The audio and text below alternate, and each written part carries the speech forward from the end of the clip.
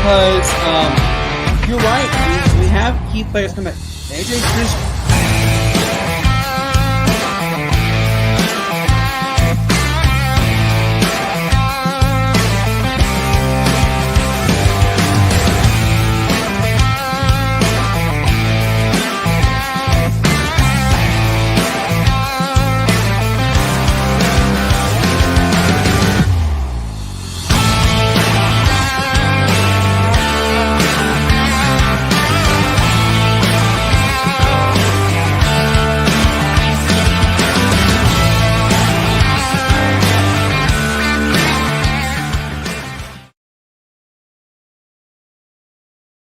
What is good, my friends? Welcome to the Sportz Nutz. It is season 2, y'all. Episode 27 has commenced.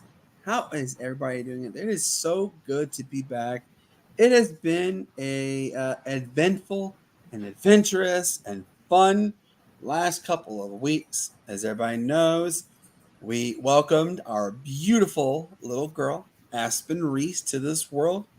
7:23:24 at 7:27 in the evening, y'all. She was weighing a whopping 8 pounds 8 ounces, which makes it the second largest baby out of all four. Aspen was number one at 8:13.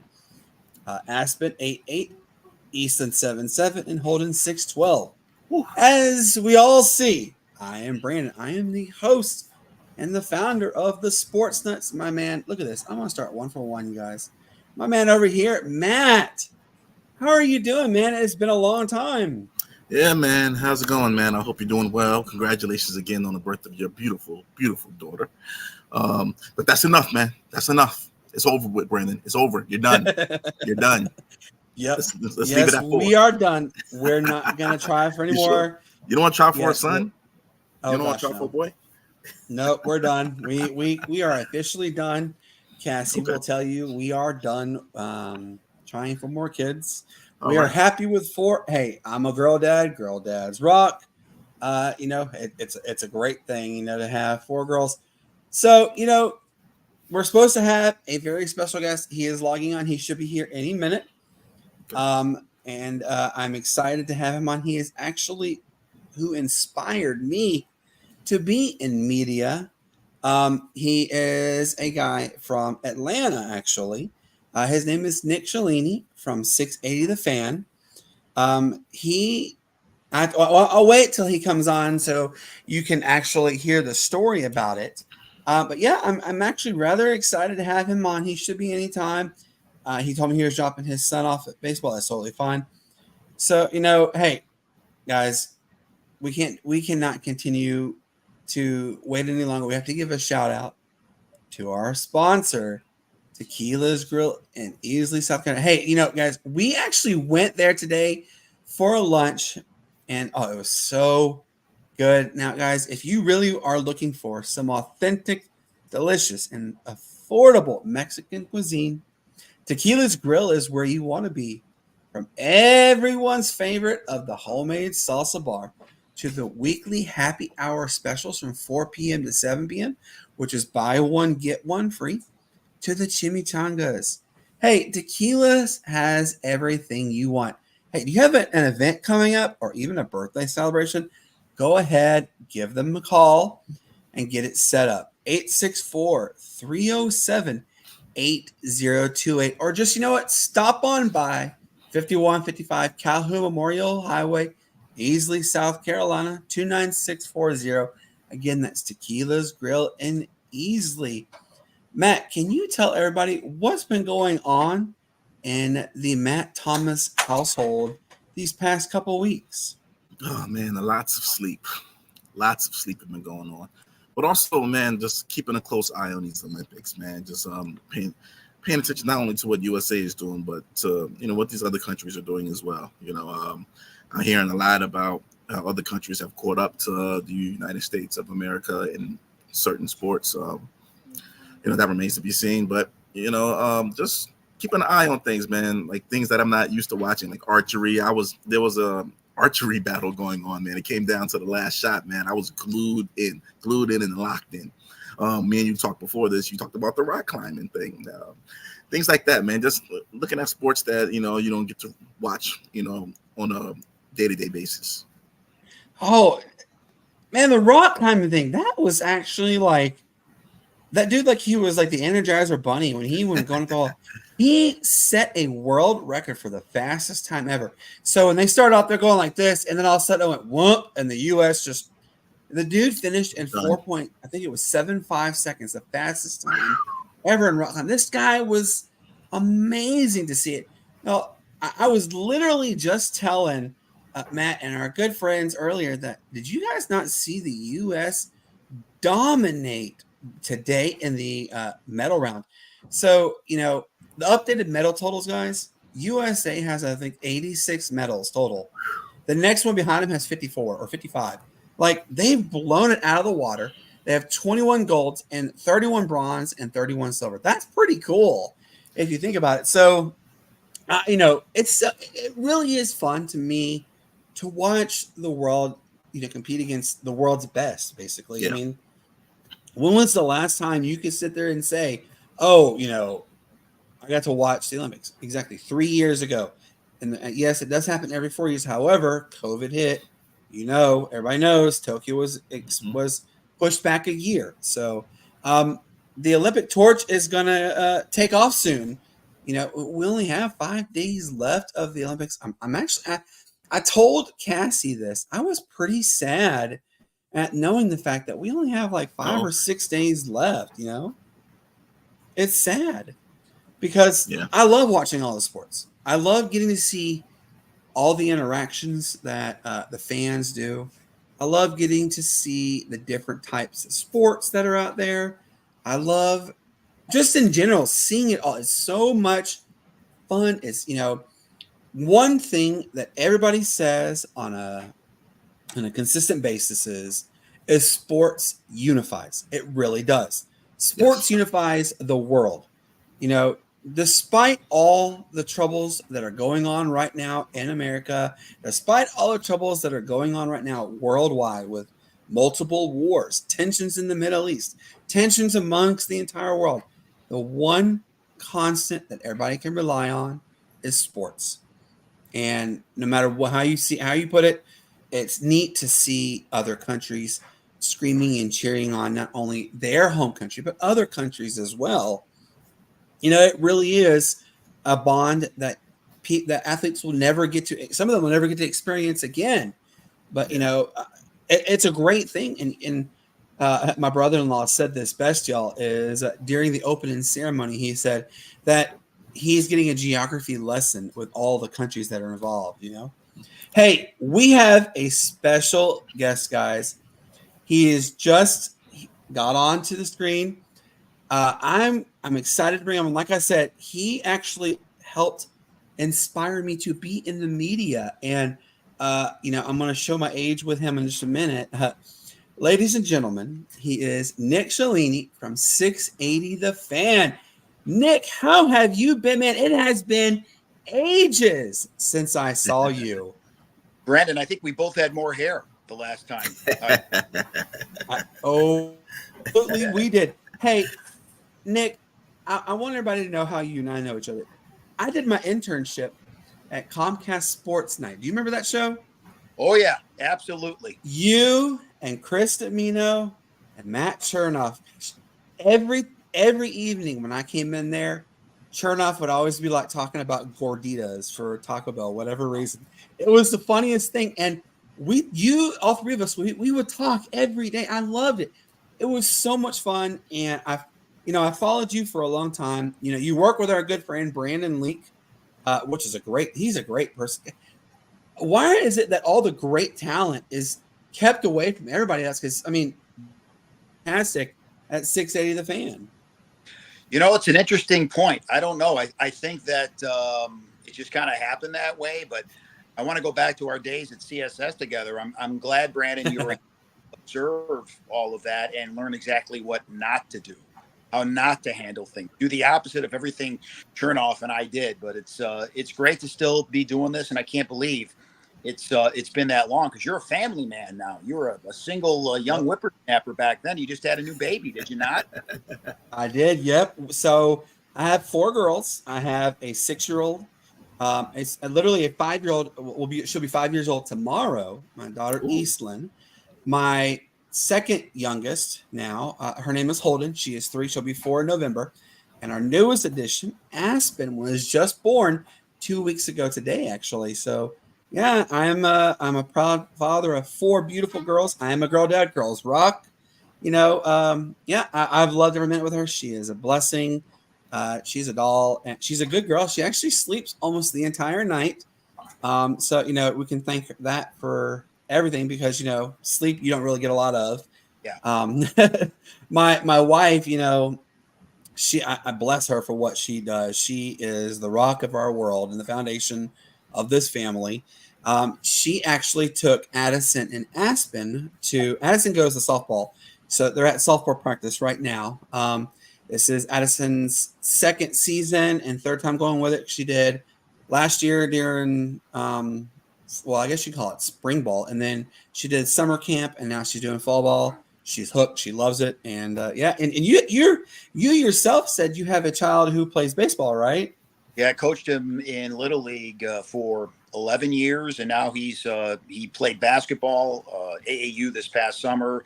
Plays baseball. He goes to Marietta High School. So my hands are a little bit full with him, but I've retired from the world of coaching. I am now just a dad, and I'm your spectator. We're over. But it was when he was younger like that. It gets to a point though where, and I think everybody that coaches their children understands this. It gets to a point where they stop listening. Once they stop listening. Do they ever stop listening? And here's the biggest word: stop. That's the favorite word you say. Stop. They don't stop. They want mommy this, daddy that, mommy this, mommy that, daddy this.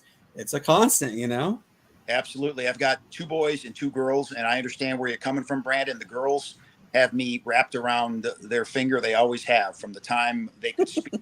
Actually, before that. So yeah, they tell me what to do. It's not the other way around. So I get completely being a girl dad.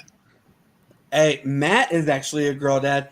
Matt, introduce yourself to Nick and tell him a little bit about you. Oh man, Nick, big fan, man. Big fan of listening to you for a while now. Thanks. Girl dad. Unlike Brandon over here, I only have one child. Just one child, one daughter. She's 8 years old, and I think I might be one and done in that department. But yes, I am wrapped around her finger.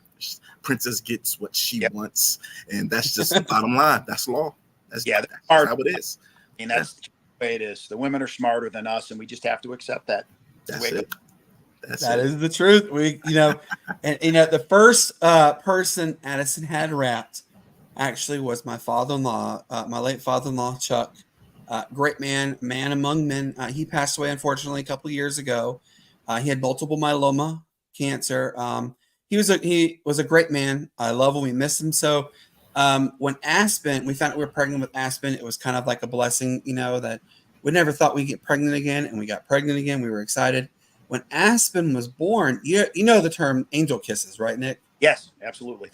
So Aspen has angel kisses on both of her eyes and on her backside, and we have told our girls that's Papa's kisses because my wife's dad, he was Papa. So Papa kissed Aspen before she came into this world. No question. That's a beautiful thing. He's always over seeing and watching the girls. That's right. Especially Aspen. Yeah, I miss him. I love him dearly. I know I'll see him again. Nick, before we go into the show, I wanted to let you know what has really happened with me.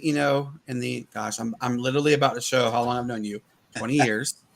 I lived in the state of Hawaii for 3 years with my ex-wife. That was actually a fun adventure. I loved it. Matt hates it to this day still. Don't worry about that. He doesn't. He was mad that I left. I'm just along for the ride. Right. Man. Just along for the ride on that one. He was like, why didn't you back me? Is what he said. I live in Easley, South Carolina, with my current wife. My ex-wife and I got divorced 10 years ago, and I've been with my current wife for 9 years. Best 9 years of my life. I'm looking forward to another 70 years with her because she's the rock of my life, love of my life. We have 4 beautiful kids. And everything was going good until last July, July 8th, actually. I woke up and I had some chest pains. Didn't think much of it. And throughout the day, they continued and got worse and worse. And finally, it plateaued that evening and when I mean it's some of the worst chest pains, worst pain you'll ever have in your life, it really is. I felt like I was dying. I had pain in my head, pain in my face, pain all over my arms, chest, back, legs, everything. It was absolutely miserable. I went to the hospital. They were actually about to discharge me and I had another chest pain spell. They did the blood work and then your troponin levels, which is an enzyme that tells if you're having issues with your heart, it came back as elevated and rising. Come to find out, I had a widowmaker. Oh, unfortunately, my youngest daughter has found me unconscious a couple times. And it wasn't fun. So July 10th, I had the lovely battle wound to show. I had quadruple bypass surgery. It's not been fun. I still have issues every day. I'm actually, I'll kind of show you the newest. It's a heart monitor I have to wear right now. Matt doesn't even know this. I have a heart monitor because I'm having these spells that mimic atrial fibrillation, but it's not AFib.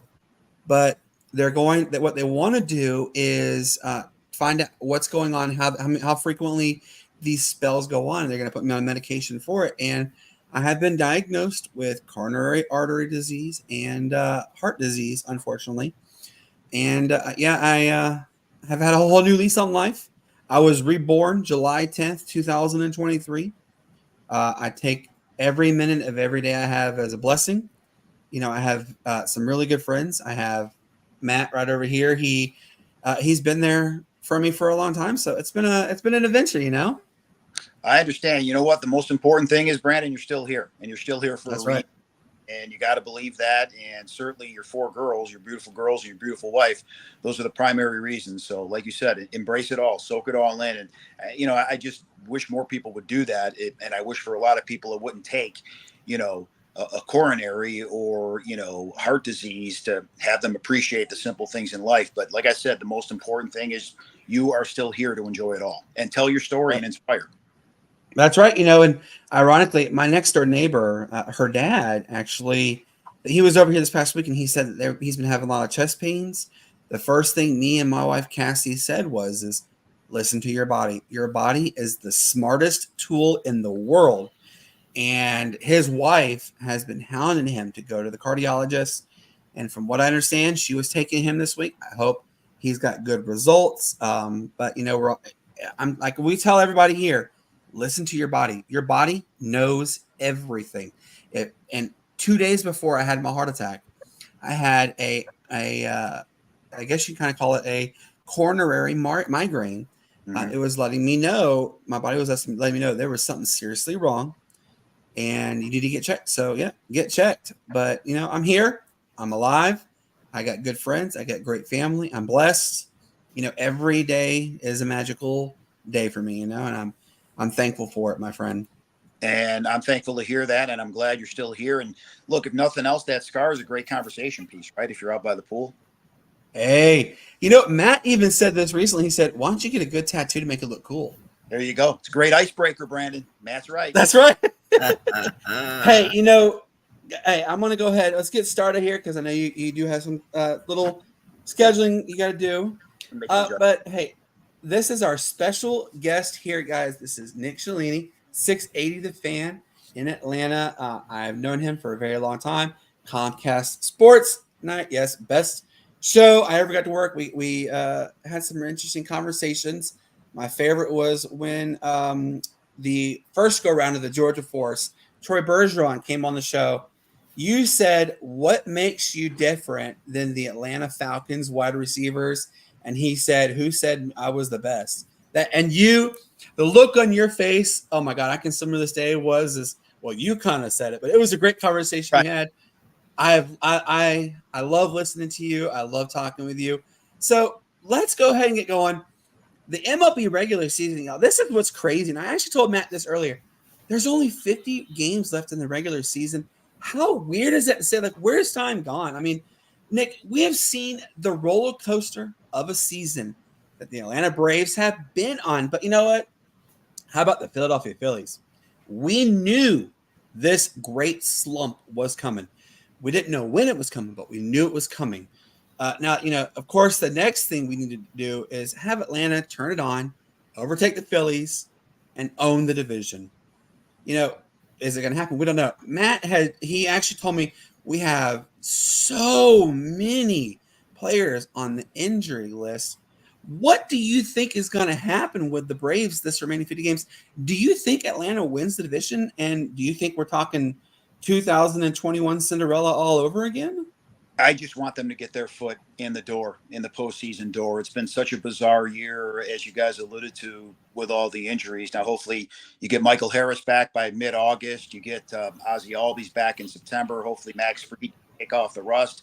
Ronaldo Lopez can come back, and then you have your all-stars once again playing like all-stars. There are just so many things that still have to happen, and I really can't recall. I've been down here since '96. I can't recall a baseball season for the Atlanta Braves being this bizarre as this season has been. As they're at this point, as we take this podcast, they're hanging on for their dear baseball lives. But to your point with Philadelphia, I think the pressure in a city like Philadelphia is 10 times worse than it is in a city like Atlanta. And for the Phillies to now only be 5.5 games up again as we tape this podcast, and Bryce Harper to be in a massive slump, you know what's going to happen in Philadelphia. The crowd, they'll be on your side until they're not on your side. So can they battle through this adversity? It's a very, very interesting question, and obviously we're gonna find out before all is said and done with the season. I can't believe you're right. The season only has about 50 games left, but yet here we are. It could be as bad as it's been for the Braves. It could be, I guess, if you want to look at the positive, could be so much more challenging for them as opposed to where they are right now. Hey, at least we're not the Chicago White Sox, who have the absolute dismal of a season. I've never seen this happen in my lifetime. I'm only 40 years old. And with regards to that, I just aged myself again. You realize they're only, 3 losses away from setting the all-time record of 24 straight losses. I don't even think I could even see the Oakland Athletics doing that. It's so, this season has been so weird. Matt, do you agree that this season has been one of the most unusual seasons, not only for the Braves, but for the entire baseball season as a whole?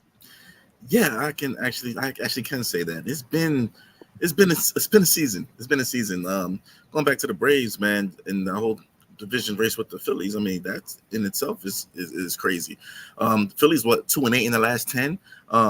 And the Braves are, like Nick said, they're hanging on, but for their lives. It's amazing that the Braves are even 9-10 games above 500 as they are now. So I mean, it's a very bizarre season. Then with what the White Sox are doing, I mean, I think they're going to break that record, to be honest with you. And I feel so bad. But Nick, I don't know if you knew this. You probably did, because you're pretty good. You're really well versed in all the rumorvilles and everything.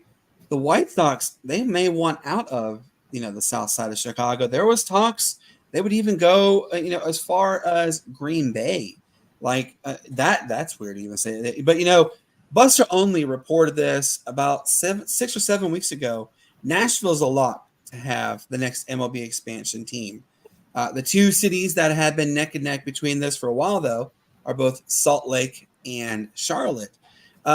Could the White Sox just say, you know what, we're done, forget about it. We'll go ahead and stay on the pace of winning only 38 games this year. Just get us out of Chicago, and we'll take going to Nashville or Charlotte or Salt Lake.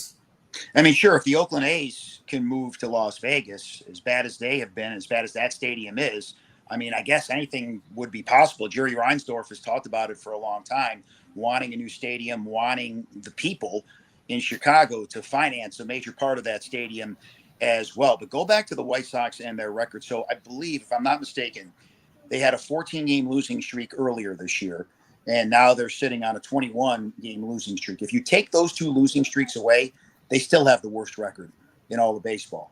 That's how bad they have been this year. So they say timing is everything, and the timing if you expect the city of Chicago to pay for a new stadium, don't forget the Bears are also looking for their slice of the pie. They want a new stadium as well. This timing is not good. Matter of fact, it's horrible for Jerry Reinsdorf to be asking for a new deal for his White Sox right now. And here's the question that I got to ask you. You may have some more insight on this one. Why didn't Alex Anthopoulos pull the trigger and get Garrett Crochet on the team? I mean, Atlanta, it's like they're bringing the boys back. The boys are back in town kind of thing. We brought Jorge Solera back. We brought Luke Jackson back.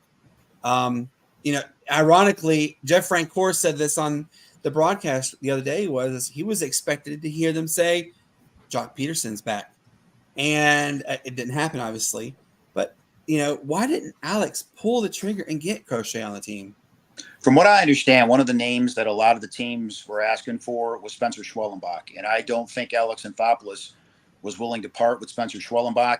And I think because of the Braves' recent run of success, coupled with the fact that you have so many teams alive still when it comes to the postseason, I think that it was a situation where the Braves were almost being held hostage. So for anything that they wanted to trade for, other teams were more than holding their feet to the fire. So that was part of the reason. But I understand what you're saying with Frank Core. He was on with us the day of the trade deadline, and he thought more was coming. He was adamant about the fact that he thought more was coming than what they pulled off with the Giants. The band is back together, but sometimes that's not necessarily a good thing. I go back to when the Beatles years ago had those 2 new songs when they had their anthology.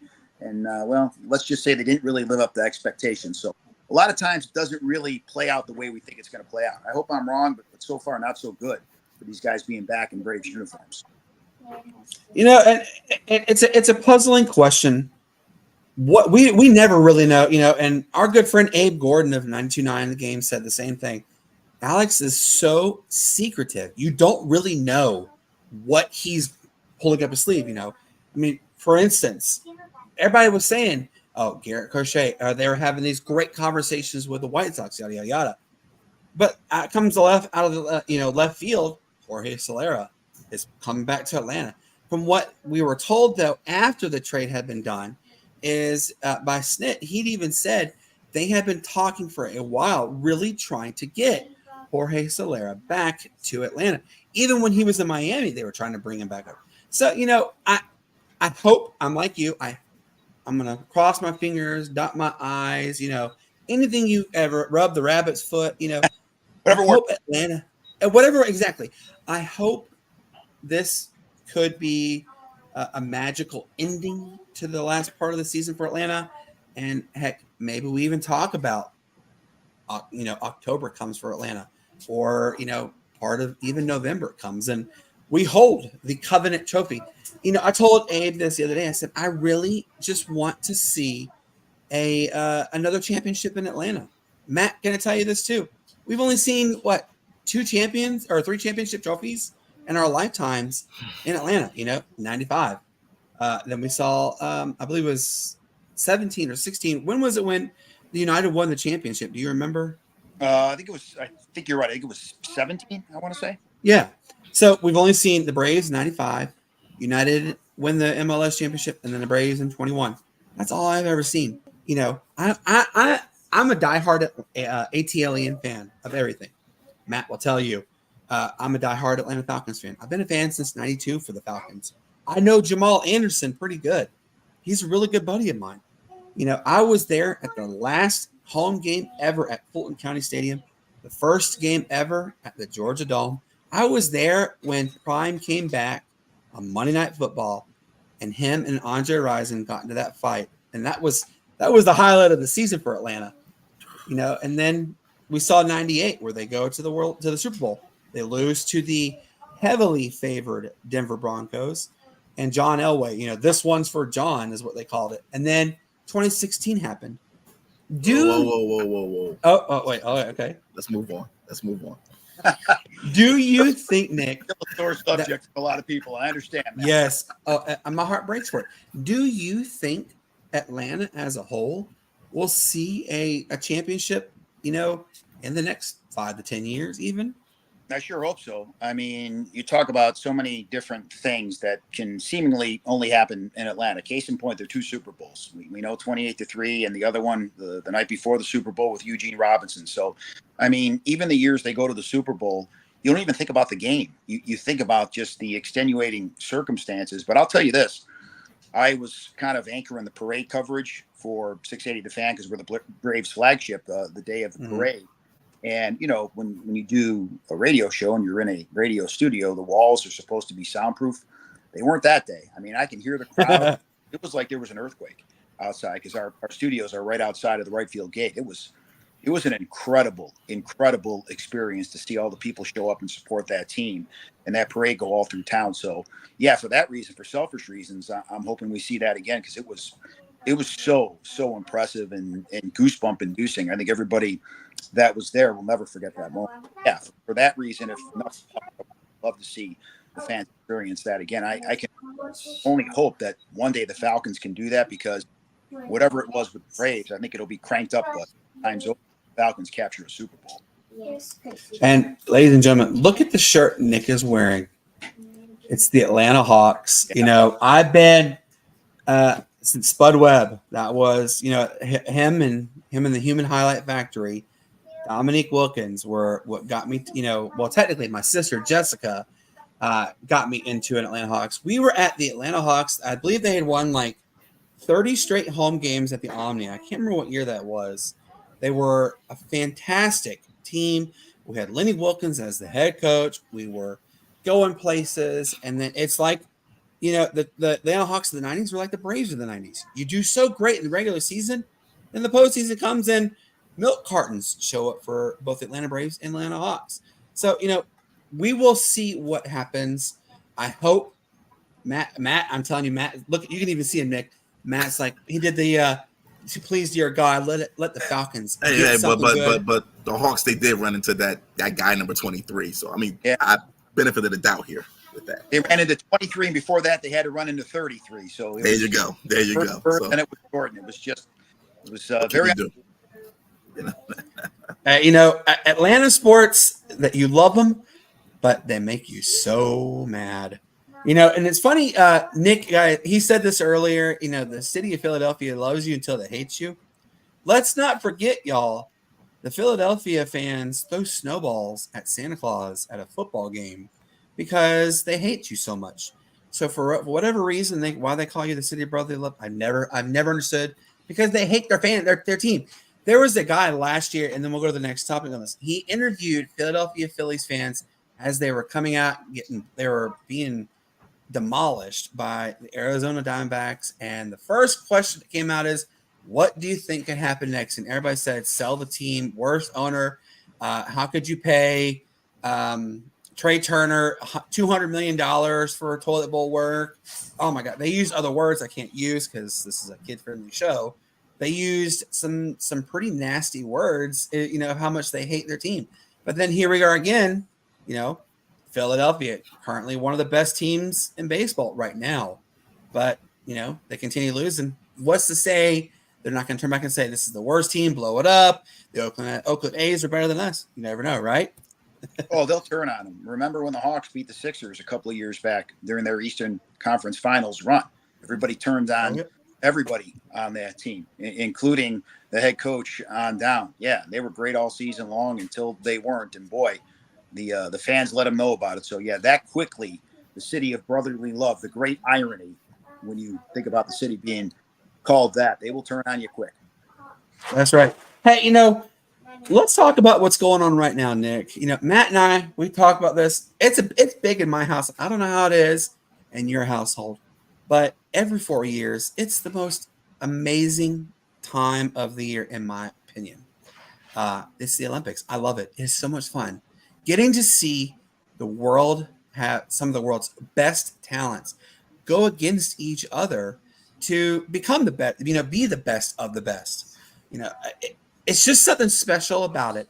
And like I was telling Matt before you came on, you know, sports unifies everything.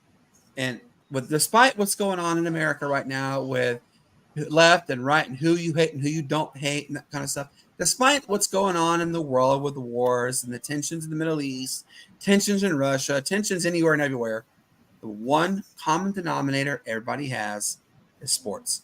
It's a great thing.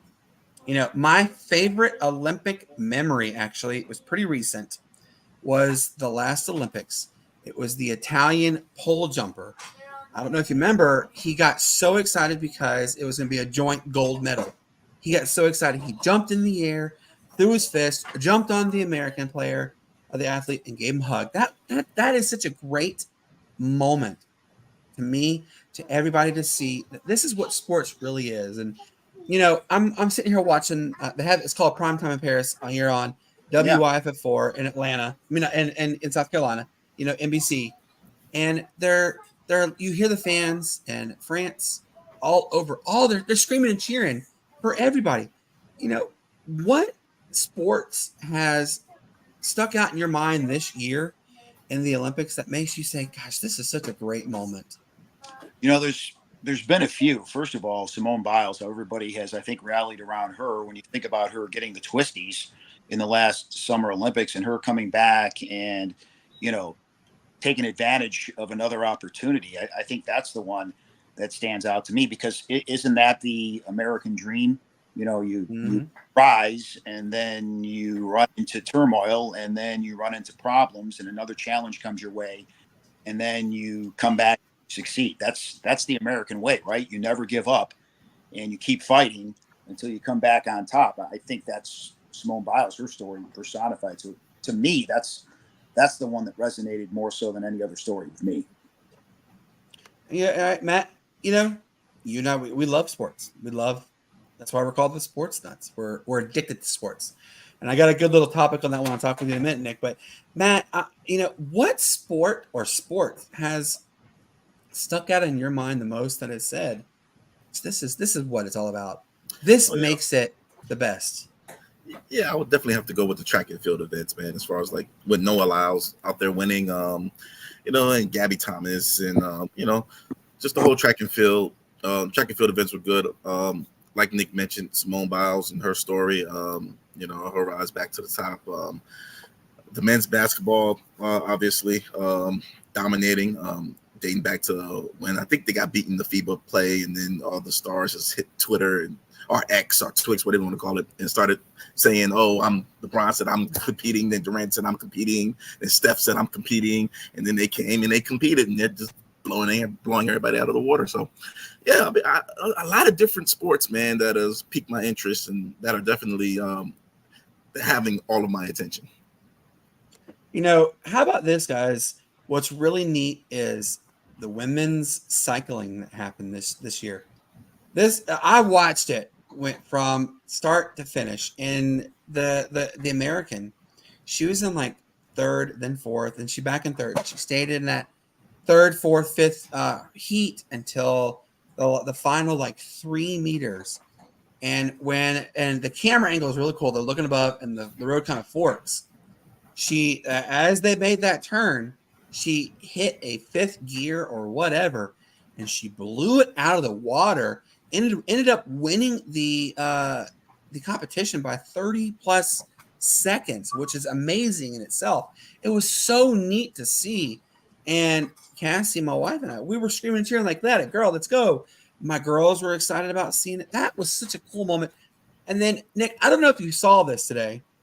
First of all, I didn't even know rock climbing was an Olympic sport.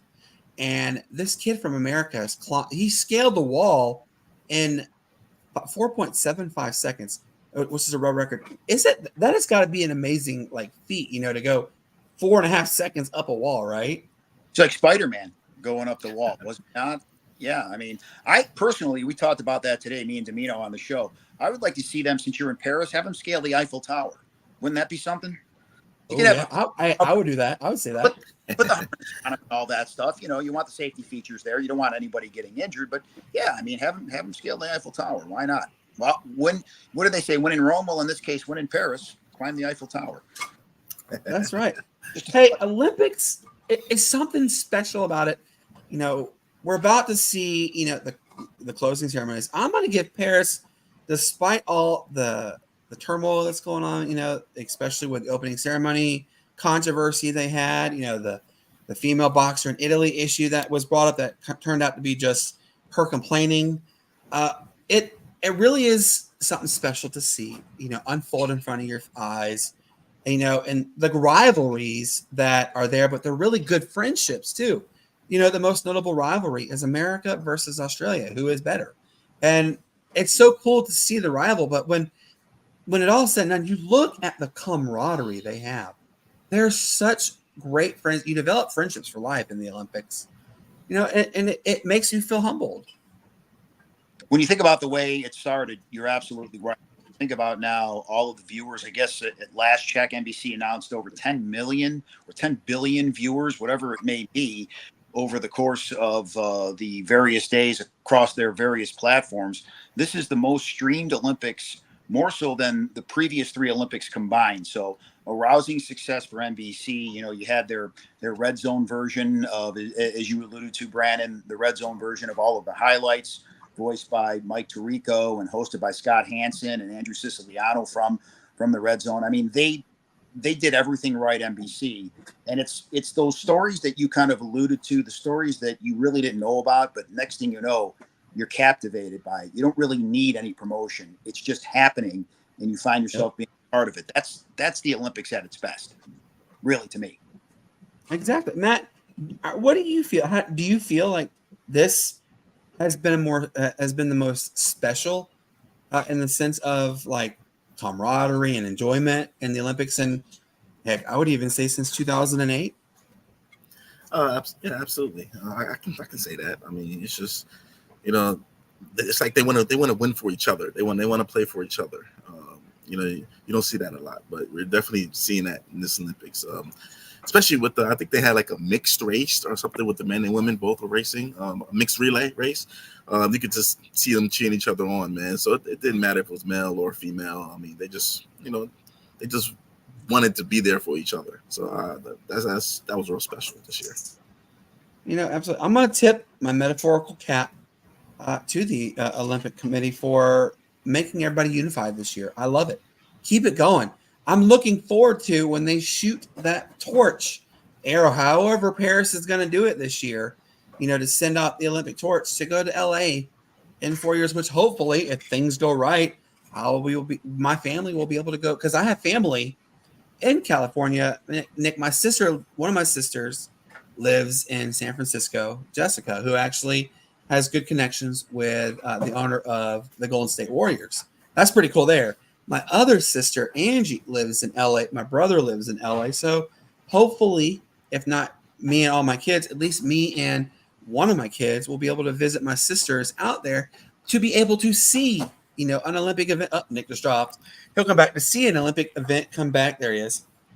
And come back. It'll be a lot of fun. I'm looking forward to 2028's Olympics. We're not that far away, guys. We're only 4 years. And yes, 4 years may seem like a lot. It's not. I'm going to quickly ask you this, Nick, and then I'm going to ask you this, Matt, and then we'll go to the next topic. Nick, do you think Simone Biles hangs it up? Do you think this was her last run of the Olympics? I think so. I think she'll enjoy her life now. I think she came back, like I said, the great story of overcoming. And, she said never say never. And I know she was kind of offended by the fact that these athletes get asked as soon as they capture a gold medal or a medal or place, or even after they finish, what are you going to do next? Are you coming back? Yeah, I think she proved her point. And I think it's just what people don't realize is you're working so hard for something that's going to happen once every 4 years. I mean, how many times, physically it's one thing, but how many times mentally can you get yourself ready for that again? I think, like I said, she's the most decorated gymnast, and I think she came back and proved her point. I think she's going to enjoy being Simone Biles, become a corporate speaker, deservedly so, tell your inspiring tale, because it's a tale that really needs to be heard. So, yeah, I mean, I think that she more than proved her point, and now she's going to move on to the next phase of her life. And not a lot of people actually know this about Simone Biles. She is a huge advocate for type 2 diabetes because her mother is a type 2 diabetic. Right. I, unfortunately, am a diabetic now after the heart attack. So, I wholeheartedly love the work, the research that her and her husband, which is a Green Bay Packer, if I'm not mistaken, they both said they were going to commit getting fundraisers and donations for finding a cure for type 2 diabetes. So it's a really special event for me going on for her. Matt, do you agree with us that this is probably Simone's? That was her last event. Was probably the last one she will ever do in the Olympics. Yeah, I can definitely agree with that. I mean, I think she's like 27, 28 now. By the time the next Olympics roll around, she'd be like a little past 30, which is young to us, but you know, in that event is old. I think she was already the oldest one there, if I'm not mistaken. But yeah, I could see this being her last hurrah. And also, she's married to Jonathan Owens. I think he plays for the Bears. Okay, the Bears. Okay, yeah. So hey, real quick on with also Simone Biles' team at Sonia Lee. Did you guys know she has kidney disease? You did not know that, no. Yeah, she's had 2 kidney transplants. She's been able to overcome. That's why she's here. It was kind of a redemption tour for her as well. Sure. Like a lot of these athletes have overcome so many obstacles to better themselves, to cement their legacy in life. Absolutely. I'm gonna joke with this one too, Nick. My brother-in-law Seth, who actually is watching, when he was watching the opening ceremonies, he had to do a geography lesson because of all the countries that were involved. So it was really neat to see a lot of these first-time countries getting to go into the Olympics.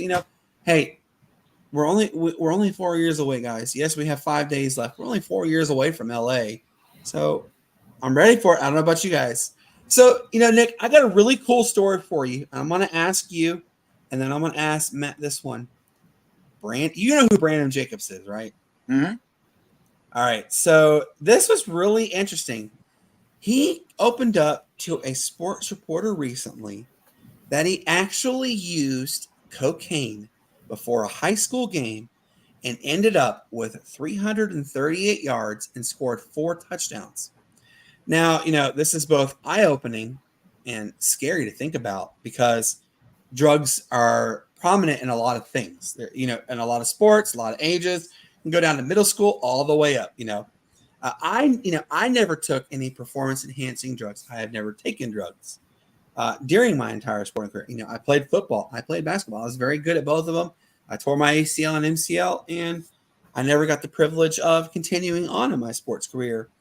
I have heard of youth sports getting into the PEDs, the methamphetamines, cocaine and ecstasy, all those unfortunate drugs that come out there now. And it's sad, obviously, we're hearing about the doping issues going on with the Chinese teams, in the Olympics. Michael Phelps, who is a huge advocate, has come out and said it should be a one and done. If you test positive, never get the chance to be in sports again. So it's pretty cool. But I'm going to ask you this, Nick. Have you ever played against somebody or known somebody who took a PED or an illegal drug to, quote, better themselves in a sport? I did it. I'm not going to lie to you. I played at Mount Union College. You have to understand, in the 80s, it wasn't a felony to, possess steroids, to use steroids. And I think back then, a lot of us were doing it. When I played, so I'm about 210 now. When I played, I was about 260. So, yeah, I'm not going to lie to you. Yeah, Dianabol, testosterone, all that stuff. I'm on anti-aging now where they actually do your blood work, and it's, on the up and up. I'm not going down to a street corner and doing it now. So, but yeah, I mean, back then, I think a lot of guys did it to get bigger and stronger because you're a kid and you're not very well educated. You didn't really realize the risks. I tore my hamstring, and my hamstring never really was the same after that, my junior year, because when you get bigger and you gain so much muscle mass, if you're not naturally supposed to be that big, what happens is your tendons can't handle it. So your hamstrings, your muscles tear off the bone because you're not naturally supposed to be that big. So I think that when you see a lot of soft tissue injuries, I think that if you see a big muscular guy or person with soft tissue injuries, certainly that's cause for concern, or at least that's a red flag in my eyes. But, I'm not going to be a hypocrite and say that I've never done it. I've never been around it. I saw a lot of it. Like I said, in the 80s, I think it was really, really prominent. I'm 57 years old, so I'm kind of dating myself. But I think now kids are so much more educated. Plus, the supplements are so much better now. And you have so much access to, various gyms. We had like 1 or 2 gyms around the neighborhood when I was a kid. So you worked out in somebody's garage. So it's just, it's a different time now. But Brandon Jacobs, boy, oh boy, I mean, I think he's a guy that's a monster as is. You get cocaine in him and have him running over people in high school. That's kind of scary for a number of reasons. I'm not kidding. Right? I know that. No, that's like going against 5 Derrick Henrys at one time. If you think it's Brandon Jacobs was a bruiser. He now I played against some pretty good bruisers. In my day, I played against a guy named Cedric Cook, fantastic running back for Roswell High School. Yeah, I can tell you this. When we had to do Oklahoma, which, love the drill, but hate the pain, I was scared to go against Cedric Cook because I knew it was going to hurt. And I played against some really good players. I played against Jeff Francoeur when he was at Parkview, so and he knew how to. I got a little side note on that one, though, Nick. He knew how to shut me down. I got a lot of yardage, a lot of touchdowns playing, but every time Roswell had to play Parkview, and the entire time both years we played him in the playoffs, I got 1 reception for 8 yards. That's all I ever got. He knew how to shut me down. You played against a guy that was going to go to Clemson and a guy that was on the cover of Sports Illustrated for baseball. So, I don't think you were the only one that he had success with. Don't take it so personally, Brandon. You know what I mean? Hey, it is what it is. Hey, Matt, have you ever played with somebody or played against somebody even who has taken PEDs or, illegal drugs to enhance their abilities? No, I haven't. I've never played against anybody that I knew of. I never played against anybody that was, on some kind of PEDs or steroids or anything like that, man. I played against some big dudes as far as, basketball goes, real big, solid dudes, but I've never did anything or played against anybody who was on that. And going back to the Brandon Jacobs thing, and I'm pretty sure crack or cocaine is a performance enhancement drug.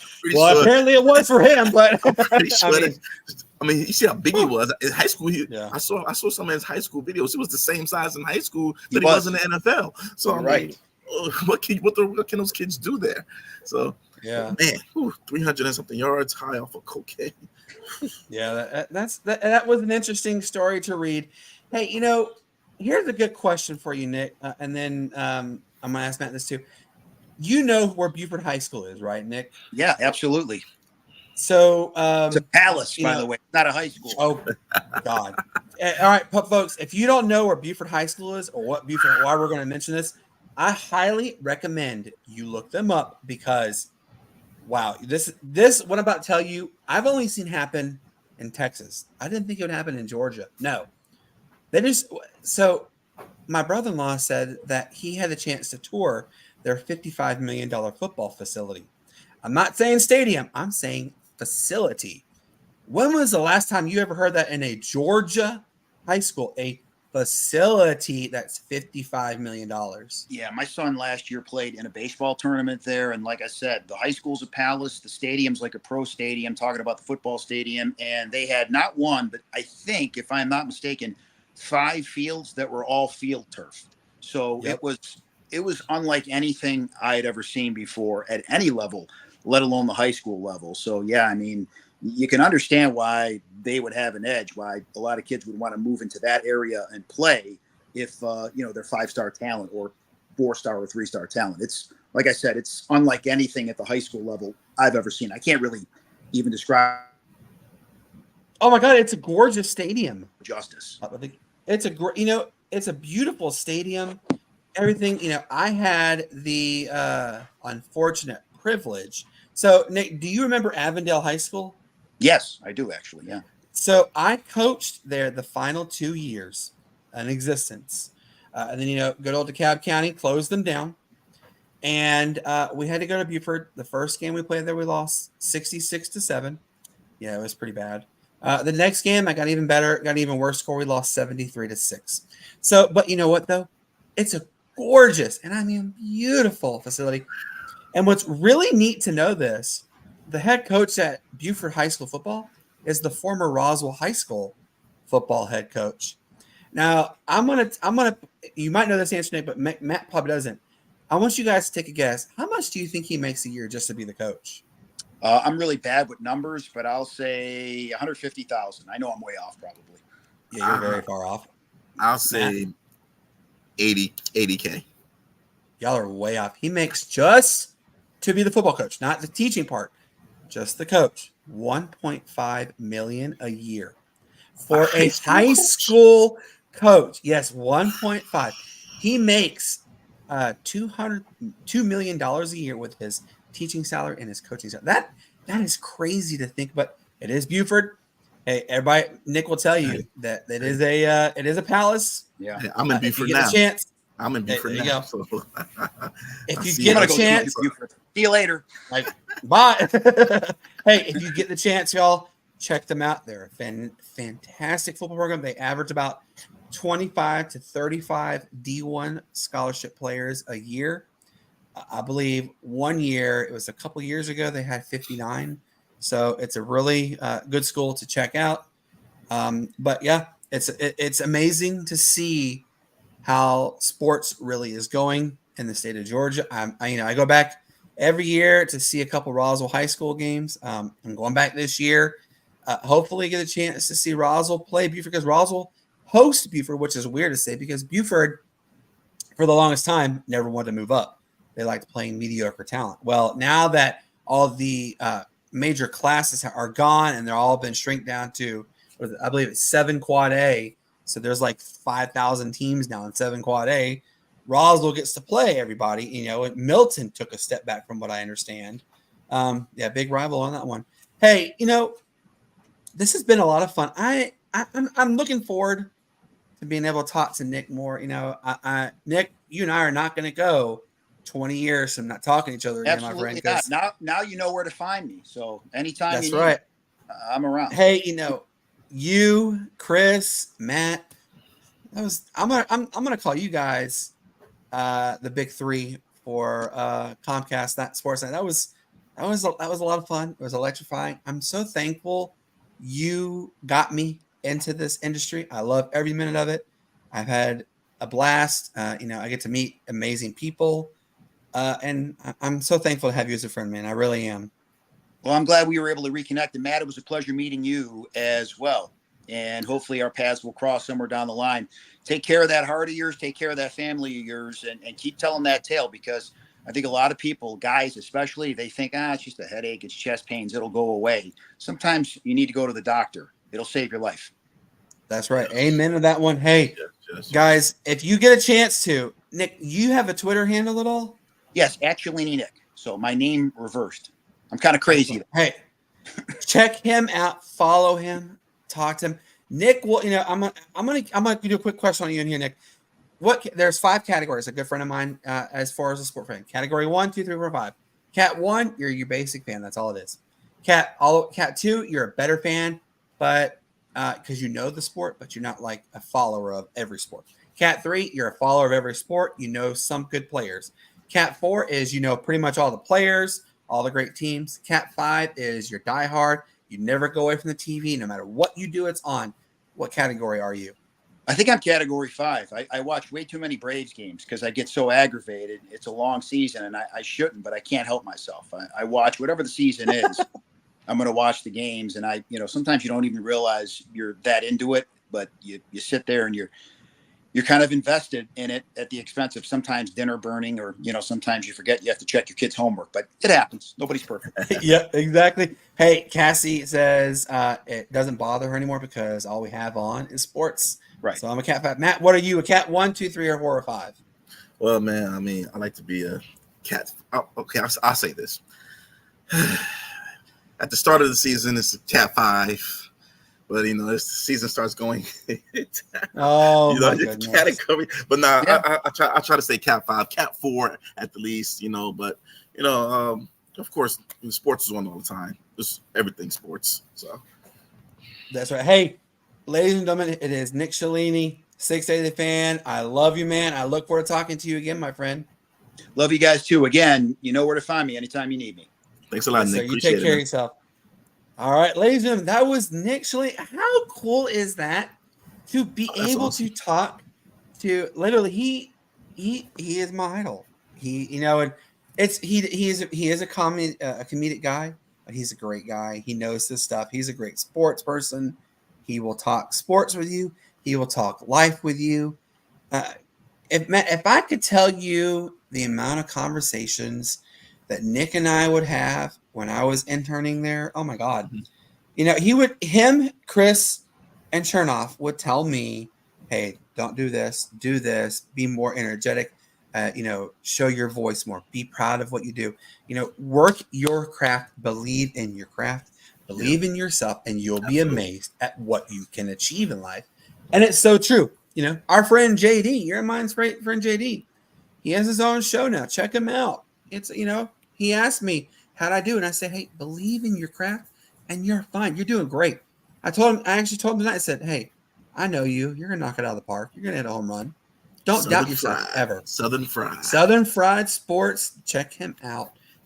And JD, I'm telling you now, don't ever doubt your craft, man. You do really good. I'm proud of you. Keep it going, brother. The sky's the limit. Knock it out the park, man. Believe and you will achieve. I'm so proud of you. I'm so proud of Shane. Hey, I know it's changed. You only see these two beautiful faces here, but it's okay. JD is doing great things. Wait, no. My face is better looking than him. My face is prettier, guys. JD is doing some amazing things. Shout out to him. I'm proud of him. Keep it going, buddy.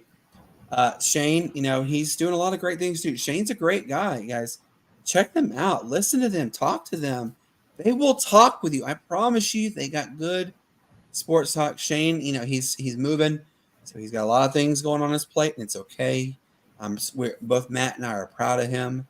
JD he's let his wings grow, and that's all that matters is letting your wings grow and becoming your own self with the podcast world, the sports world. I'm so proud of him.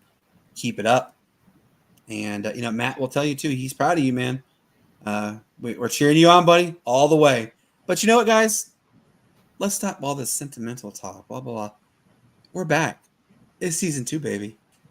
We're here. We're so excited to see what's going to happen. We got some really cool things that are about to take place for the Sportz Nutz. But you know what, though? Matt's going to tell you the same thing I'm about to tell you. We can only do it with you. Nobody else but you. All you got to do, click the subscribe button on our YouTube channel, share, follow, everything imaginable. It literally is. It's free. JD will tell you it's free. Just do it. Don't be scared. You're going to get some good stuff from us. We got bigger guests coming on for season 2. We got better fan interaction. Hey, we might even have fan night where we let you, the fan, come on and have debates with us. And, we're as harmless as can be. We love having fans interact with us. Our boy Trey Davis, we love you, man. So glad you're here to interact with us. Matt, can you let people know what you may be doing with the Sportz Nutz to help get our names out there more? Oh man, absolutely. Guys, first is understanding that it's a marathon, man. It's not a sprint, it's a marathon. So we're just gonna take the necessary steps to better ourselves and to, grow together. You're gonna see more things. Me and Brandon debating each other on things, or talking about different kind of topics in sports. We're gonna talk about life. We're gonna do things. We're going to reach out to, people nationwide. It's going to be fun. We're just going to have fun. That's what we're going to do. We're going to have fun. Yep. Hey, they say if you love what you're doing, you're never working a day in your life. That's so true. We love getting to spend time with you, talk sports. That's literally all it is. It's just guys coming and having fun talking sports. That's all we're doing. We're just talking sports. So we got some cool things coming up for you. We're going to have new merchandise coming out. We're going to have a store even out so that you can go on there, buy your shirts, your hats, your thermoses, whatever. We're going to have a lot of stuff, so be prepared for it. With that being said, guys, this has been such a fun episode, and I really can't thank each and every one of you enough. We've been through a lot. This past season 1 was a fun, exciting, energetic, thrilling season, and season 2 is here, and it's going to be even better. Hey, We may even have some guest appearances come on. A good friend of mine, Timothy Holcomb, may come on and talk sports once in a while with us. We don't know. He has a lot to do, so he said he'll come on once in a while and just say hey to the fans. Because Holcomb and I are really good friends. Matt's got some friends who may come on too and talk some sports because we have friends who love sports. Just talking about sports, guys. Just talking about sports. We're not weirdos who just him and I talk about sports. We talk with everybody about sports. And I can tell you my wife is actually pretty thankful that I have an outlet to talk to sports with somebody because I bore her to death with how much I talk about sports. But that's besides the point. Hey, Matt, Nick has told you where to find him. Shalini Nick on Twitter. Check him out. You're going to love his content. Great guy. We will have him on again for sure. What I'll even try to do is get him, Chris, and Turn Up. If I get all three of them come on, definitely check them out, guys. They're a lot of fun. It's a lot of fun, Hey, if you guys want a good Falcons podcast, Matt's going to tell you this too. Check out my good friend Chase Cravey of Dirty Fanatics United. Him, his brother Philip, and my cousin Cody, who is an excellent whoa, my screen just turned purple. Is an excellent up and coming. Did you do something on my screen, Matt? I didn't do anything to you. Well, yeah, blame me. Go ahead and blame me. That's weird. My screen turned purple. Interesting. Oh well. Hey, we have a lot of good things coming with them. Check them out. Cody is an up and coming color analyst. He's going to do great. If you want some good Falcons content, check them out. If you want some good New Orleans content, my buddy Darren at Down South Sports Fanatics, they got some good talk about, yes, Matt, they got great talk about the New Orleans Saints. They got great talk about our good friend Maddie, who was just with us on last week with Tulane University, LSU, Hi, Maddie. New Orleans Pelicans. Great group of guys. Check them out. You will love them, I promise. Hey, and please check out JD's podcast, Southern Fried Sports. He's got some good stuff to talk about. He talks a lot about South Carolina football, talks a lot about Clemson, talks a lot about high school football, you name it. He's got a whole rundown for you. So with that being said, Matt, would you please tell everybody where to find you? Oh, well, first off, I just want to remind everybody out there listening, Fantasy League will be coming. It'll be a $5 entry. We'll do ESPN, but the Fantasy League will be coming next episode. We will have all of the information for you guys available to join the Fantasy League. First come, first serve, man. First come, first serve.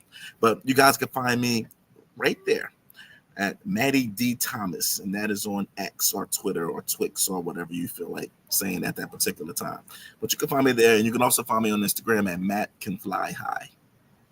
That's right. Hey, Matt will have some good short videos coming out, so you guys make sure to stay tuned for them. We're gonna have a lot of fun. Be ready. So for our guy, I don't know why I'm purple, by the way. That's just weird that it randomly turned purple. So for our guy Nick, my good friend. Oh, look, I am 2 for 2, guys. I'm hitting the lottery today. My good friend over here, right here, Matt. I am Brandon, saying, my usual, peace up. A-Town down. We love you. Show's over. Get some rest. Get some dinner, whatever. Matt, what do you tell everybody again? Don't get what? Don't get flagged.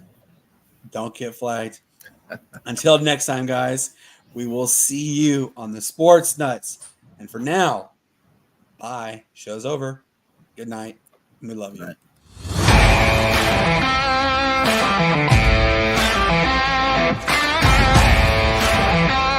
Actually, because you're right.